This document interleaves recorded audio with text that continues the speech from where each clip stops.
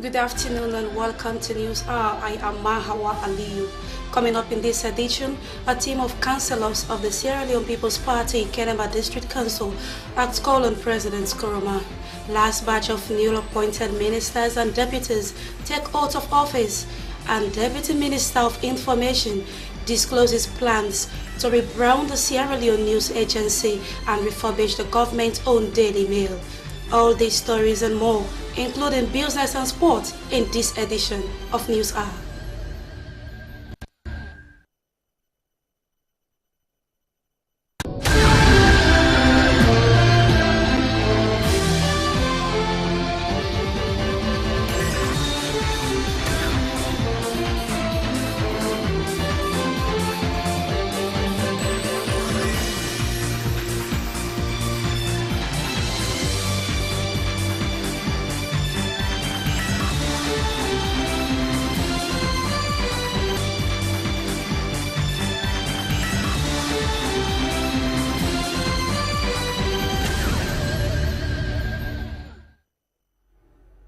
We begin with our first news item for this afternoon.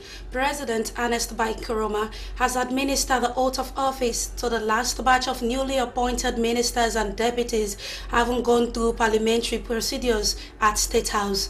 Razia Bashkamara files in this report.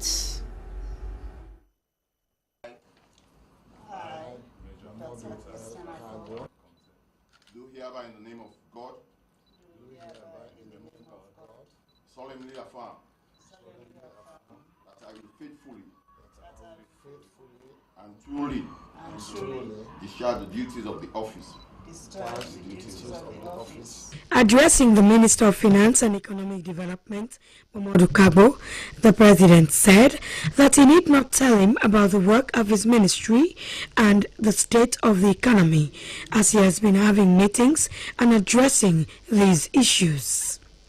He added that he has the fervent belief that with the background he has, coupled with the training and recent exposure, he will be able to focus on trying to improve on the present state of the economy. President Koroma also informed the Deputy Minister of Education 1, Dr. Christiana Thorpe, that education is also another very key sector that is prioritized in the Ebola recovery programs in the first 6 to 9 months. The President said that as a government, they are now entering the 10 to 24 months recovery program, and as such, expressed delight that Dr. Christina Thorpe has played a key role in the implementation of all those programs, which makes her very familiar of what is expected by government. In a similar engagement, President Koroma also informed the Minister of Internal Affairs, Major Retired Alfred Palo Conte, that his government only expects that he will continue with his efforts and even do better with the additional authority that has been given him. He emphasized that he is an accomplished soldier, which he has clearly demonstrated during the fight against Ebola. Therefore, as a government and nation, they hope to see it translated in ensuring that the country's internal security is guaranteed. President Koroma added that it is also government's fervent hope that institutions including immigration, the correctional service and others will go through the changes that he has effected in the military. Once more, let me congratulate all of you, and we look forward to your continued contribution to the governance of this country, and I am very happy that you are in again, and I need not go any further but to just wish you the very best. Presenting the newly appointed ministers and deputies earlier, the assistant to the Secretary of Cabinet, Mr. Samuel Bangura, told President Koroma that they are a group of distinguished Sierra Leoneans that are peaceful, productive, forward-looking, and considered worthy to serve as ministers in his government. Bear in mind the provisions of Section 57 of the Constitution of Sierra Leone, they were at State House to subscribe to the oath of office before the President. In another engagement, President Ernest Bai Koroma, as Commander-in-Chief of the Armed Forces and Minister of Defense, has decorated the newly appointed Chief of Defense Staff, Lieutenant General John Edison Milton, in a colorful ceremony at State House. The Secretary to the President, Emmanuel Oshokoka, described the ceremony as simple but very impressive, whilst the Assistant of the Defense Staff Operations and Plans Brigadier General Brahma Sisse described the occasion as the administering of the Oath of Allegiance of the newly appointed Chief of Defense Staff of the Republic of Sierra Leone Armed Forces. He said Lieutenant General John Edison Milton is a very dedicated, experienced and professional officer that has served the ASLAF diligently over the years. The Assistant Chief of Defense Staff added that the new Chief of Defense Staff is a product of the famous British Military Academy, Sandhurst, in the United Kingdom. President Koroma said his government looks forward to having an agricultural sector and engineering section in the military that will be capable of participating in the construction of not only the military facilities but also compete with any other construction company for other national efforts and even grow internationally. We do hope that during your tenure of office, we will continue with the efforts of improving on the military accommodation for our men and women. We have already started. We will start with the construction of a new barracks. We do hope that we will continue to construct more barracks so that we'll have new and fitting accommodation for our men and women. Lieutenant General John Edison Milton said the day marked a turning point in his life, having attained the highest position of his career, which is very gratifying, and reminded him of how far he has. He promised President Koroma and the people of Sierra Leone that he will not fail in his responsibility to serve the nation diligently.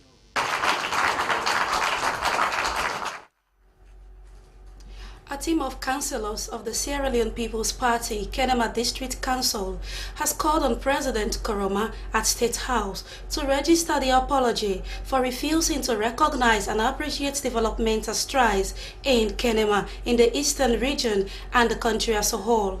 The team was led by Honorable Robin Fale. They expressed profound gratitude to President Koroma for what they say is the developmental need of the people in the eastern region and the country as a whole. Let's bring you a highlight. The councillors in the Kenema City Council, there were 12 councillors, there were 7 of them approached me that they've really thought it through that they wanted to have a presentation to make to you, and I discussed with them, and they said it was because of the developments that have taken place. They really felt it necessary to come and open up, and first and foremost, to apologize for what has been happening. They felt really too bad because the subjects are now putting enormous pressure on them. Because they've started to see tangible evidences of socio-economic changes in their lives. But again, that has not been reflected in what the leaders have been doing. So I think there's been a bit of distance and a bit of discomfort between the subjects and the relationship between the subjects and the leaders there. So on behalf of the City Council and the teachers who have just been approved, I think we have a message. So I think I'll leave it to them. They have their representation too. So that is why we're here. His Excellency, sir, we are here, first of all, as our dear brother has started the anticipation. I think it is befitting we continue along that line. We had wanted to start with the appreciation, but may we now continue with their apologies. It is heart-rending that a lot of things did happen upon your visit on the second generation of council inauguration, the third generation of council. You witnessed it. In Kenema City Council, we said we are mourning for democracy over your victory. And councils from the east were made to wear black, according to them. But thank God, you are so wise and intelligent, you responded accordingly. But indeed, also for a lot of misconceptions. We are in the opposition, but some of us believe opposition is a constructive term. It's not necessarily you just oppose because you want to oppose. And opposition starts from appreciation. You must acknowledge the good work that somebody must have done, even if you want to identify one or two gaps or lapses. For utterances from our mayor, like the demonstration threat, calling on the citizens of Kenema to come out and to lie down on the street each time you pay visit, according to him, for the neglect of Kenema. But when you paid your last visit, there was another appropriate response. That the beneficiary, the man, because he was referring to you, Papa. Papa, now that you are here, Kenema will make. Master.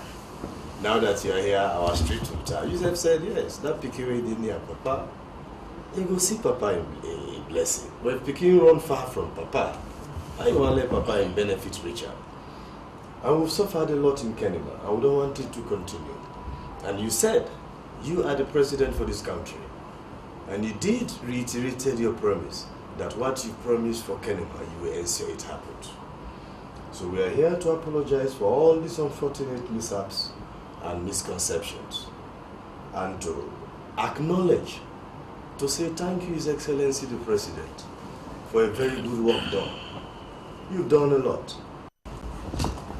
I'm glad for this meeting, because now this we want in this country. We want for we all work together as Sierra Leoneans, irrespective of the political party we come out, the region we come out, the districts, or you name.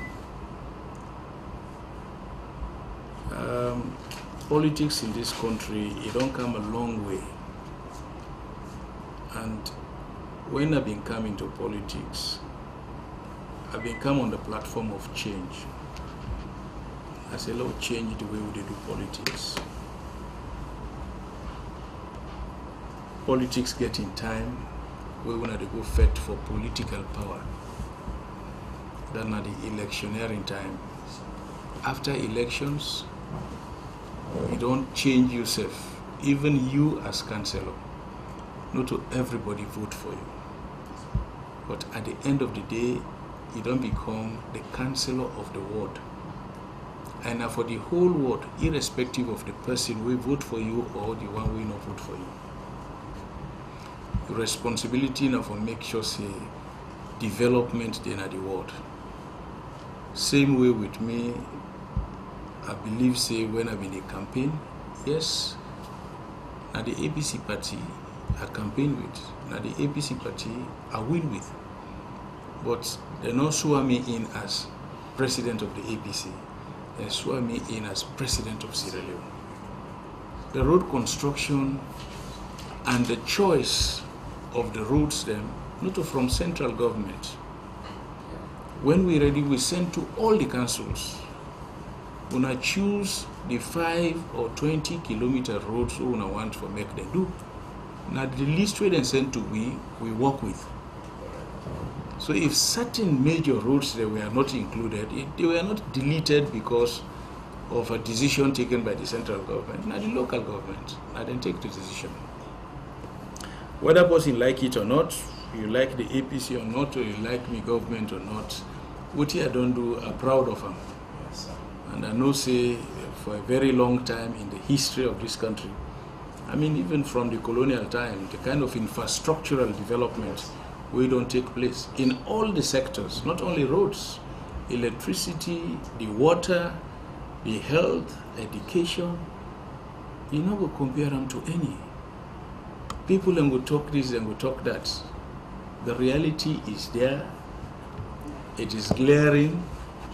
You accept them, fine. You don't accept them. It is still there. It is still there. And we are going to continue with the programs there. The Minister of Internal Affairs has taken up office from the outgoing Minister Joseph Bandabla Dauda. It attracted staff of departments and agencies under the Internal Affairs Ministry. During the handing over, the outgoing Minister Joseph Bandabla Dauda thanked the President for according him the opportunity to serve as a minister. Joseph Bandabla Dauda catalogued some of the achievements and ongoing programs of the ministry and said he will hope the programs will continue and to actualize with good leadership of retired Major Alfred Paulo Conte. The incoming minister promised to carry out the ministry's mandate and programs for the development of the country. The newly appointed Deputy Minister and the Permanent Secretary also gave their fuller support to promote the government's agenda for prosperity. The Deputy Minister of Information and Communications, Cornelius DeVoe, has told journalists of government's continued support on what he described as undiluted collaboration towards nation building. The Deputy Minister made this maiden statement at the weekly press briefing hosted by the Ministry of Information and Communications at U Building in Freetown. Abdul Sam Sise reports. Addressing media practitioners, the Deputy Minister of Information and Communications, Cornelius DeVoe, informed journalists of government continued support on what he described as undiluted collaboration towards the nation's enhancement. Mr. DeVoe urged media practitioners to take a turnaround posture in the dissemination of news, as the Information Ministry is also poised for a positive turnaround of the media profession in the country. The Deputy Minister, Cornelius DeVoe, encouraged media practitioners that government will continue to work closely with the Guild of Editors and Women in the Media as a strong foundation for knowledge building and transformation. Mr. DeVoe also disclosed that their 90-day plan of action for the development of the Information and Communications Ministry will be unfolded soon. We will be unfolding our 90 days plan. And when the minister returns, we will be concluding that 90 days plan, because I've already held meetings with the sectorial heads in the department, and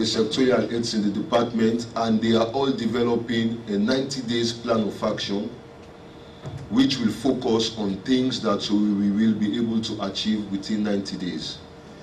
But in the not too distant future, we will call you at a special press conference to unveil our 90 days development plan. He maintained that the rebranding of the Sierra Leone news agency SLENA and the republishing of the government-owned Sierra Leone Daily Mail will form part of their strategic plans.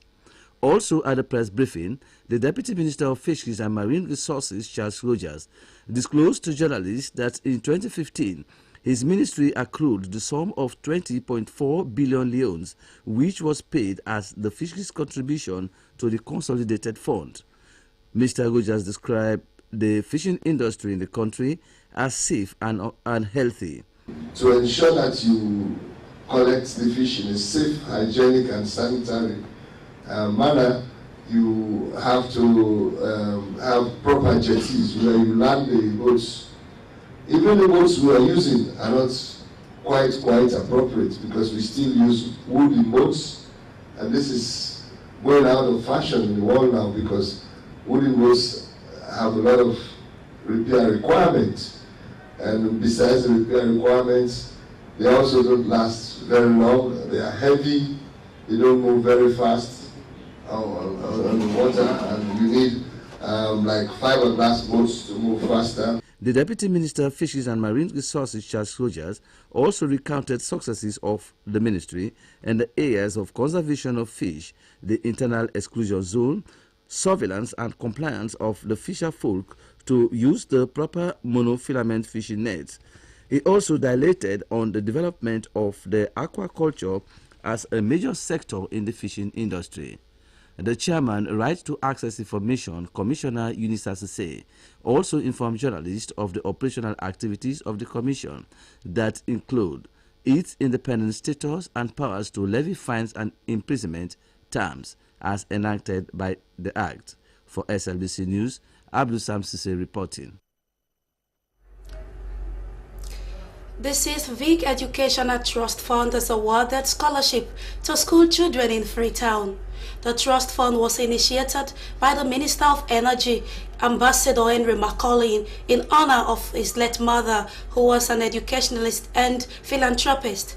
Presenting the scholarship, the chairman of Board of Trustees, Vic Educational Trust Fund, Peter Kaidane, said the trust fund has been useful over the years with a focus of promoting education. He describes Sister Vic as a woman who believes in education with a vision of supporting young people through the journey of attaining quality education. He urged the beneficiaries to be satisfied and steadfast in their schoolwork and maintain the good standard they have achieved.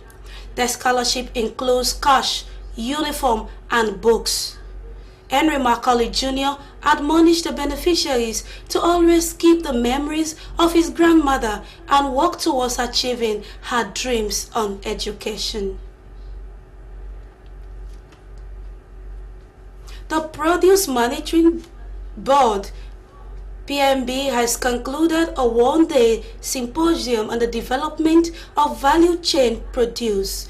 The symposium attracted security agencies, banking officials, NRA, immigration,